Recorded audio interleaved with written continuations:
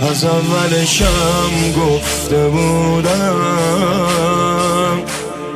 هر جا برم باز برمیگردم. کجا برم آخه منی که عشقو با تو تجربه کردم. جلو چشات بودم و همیشه جلو چش تو پا گرفتم. چه جمعه ها که رفت و شنبهش نبودی و عزا گرفتم.